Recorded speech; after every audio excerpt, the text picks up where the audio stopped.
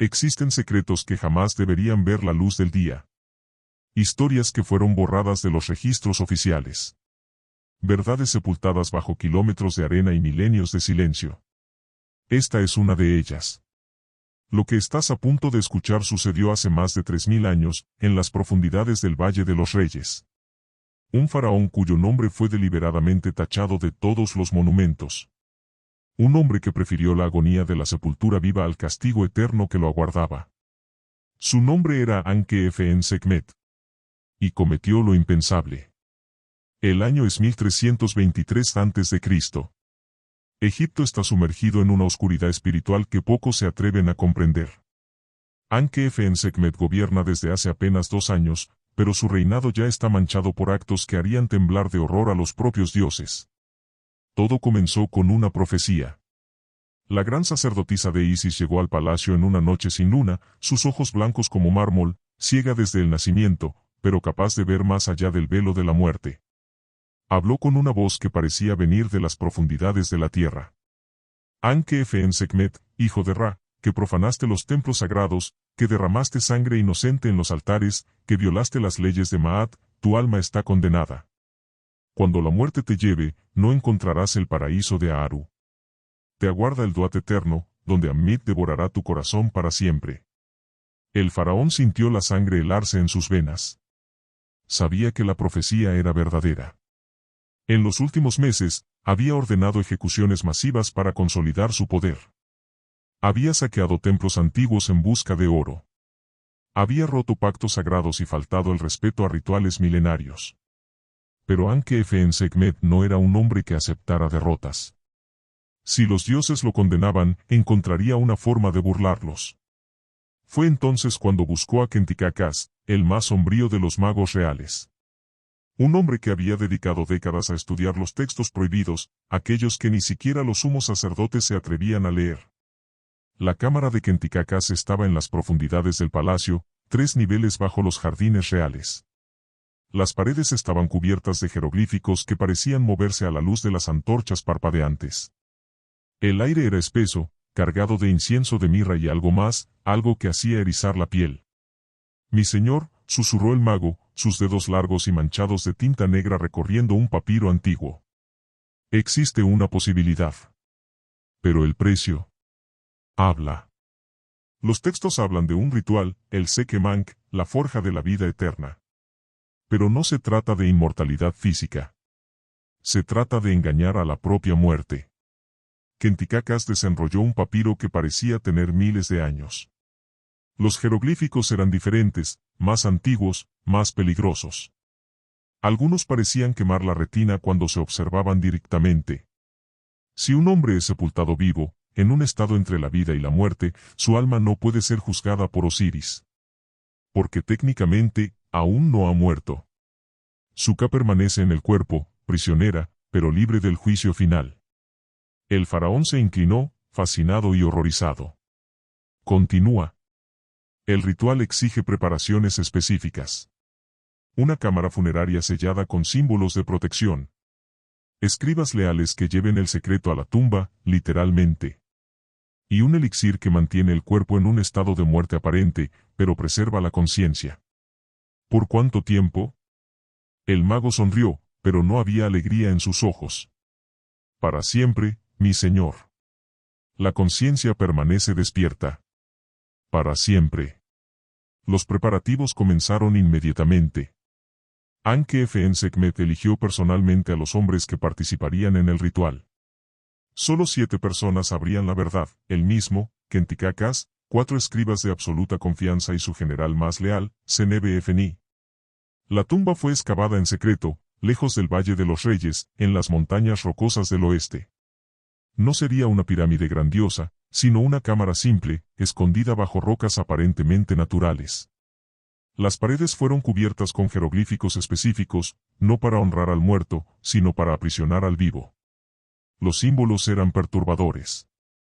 En lugar de los habituales textos de los muertos, había invocaciones a Apophis, la serpiente del caos. Protecciones contra Ses, el dios del desorden. Y, más inquietante aún, súplicas a divinidades que ni siquiera los magos más experimentados reconocían. Durante 3 meses, Kentikacas preparó el elixir.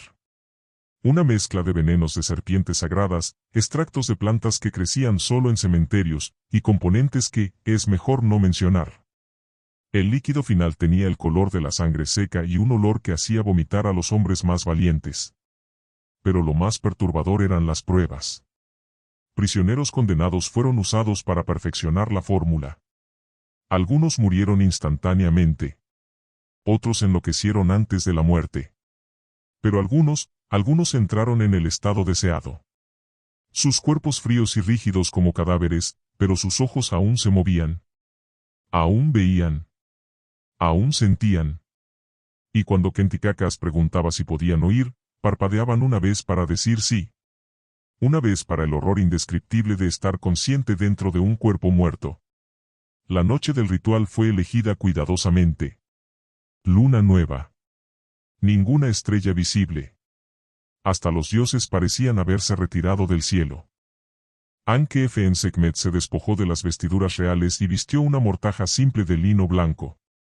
Sus ojos, normalmente fríos y calculadores, ahora temblaban de miedo. Había pasado los últimos días en ayuno y purificación, pero nada podía purificar lo que estaba a punto de hacer. La procesión hacia la tumba fue silenciosa. Solo el sonido de pies descalzos en la arena fría y el susurro del viento entre las rocas. Kentikacas llevaba el elixir en un vaso canópico decorado con la cabeza de Imseti.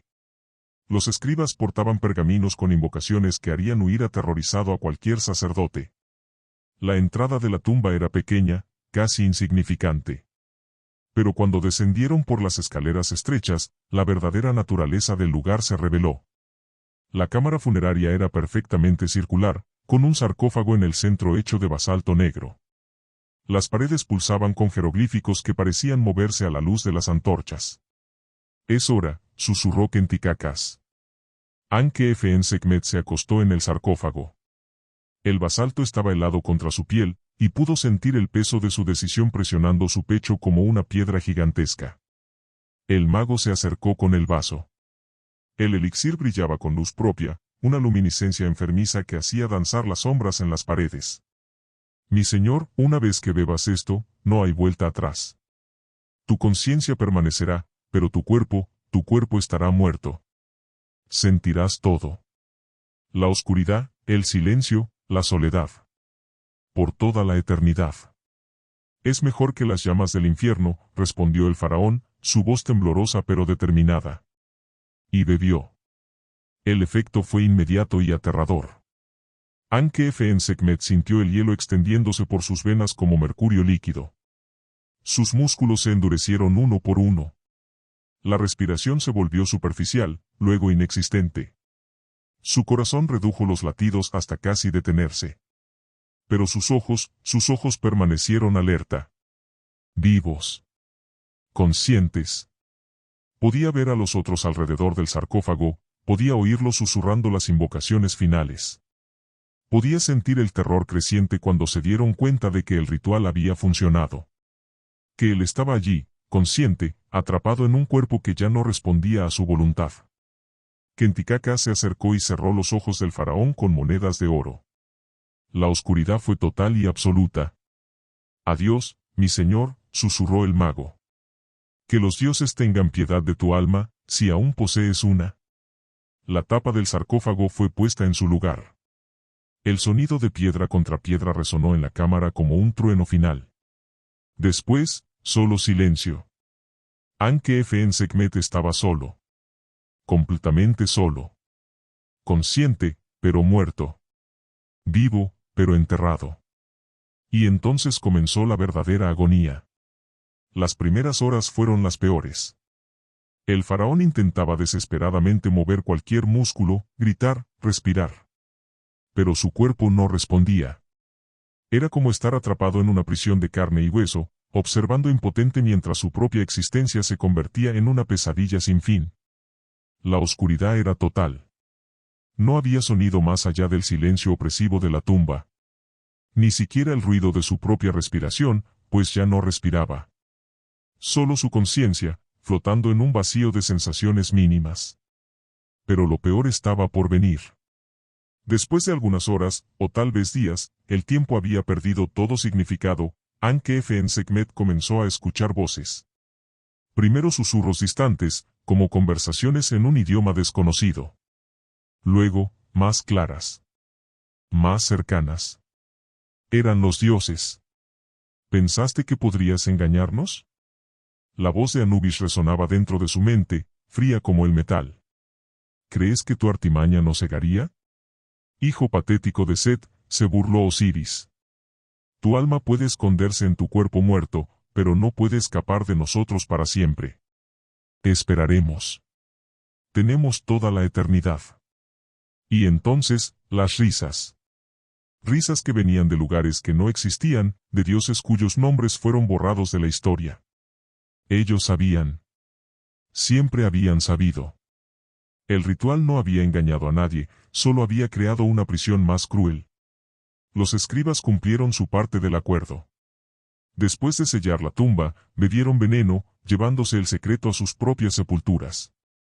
Sus cuerpos fueron encontrados en el templo de Ta 3 días después, con papiros quemados a su lado.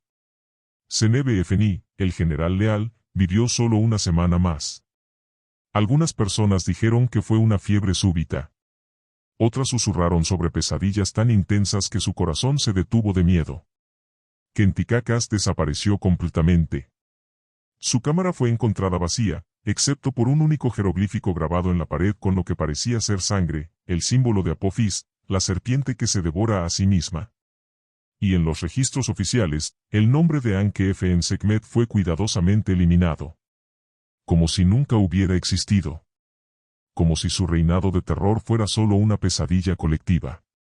Pero las leyendas persistieron. Beduinos que cruzaban las montañas occidentales hablaban de una voz que gritaba en las noches sin luna. No palabras reconocibles, sino sonidos de desesperación tan puros que hacían que los camellos se negaran a continuar. Arqueólogos modernos, siglos después, encontraron referencias crípticas en papiros fragmentados. Menciones a un faraón que eligió la muerte en vida. Pero siempre con una advertencia: no busquen su tumba. Algunos secretos deben permanecer enterrados. Uno de esos arqueólogos, en 1923, afirmó haber encontrado pistas sobre la ubicación de la cámara secreta. Su diario, encontrado en su tienda abandonada, terminaba con una sola frase repetida cientos de veces: él sigue despierto. Él sigue despierto. Él sigue despierto. El arqueólogo nunca fue encontrado. Hoy, en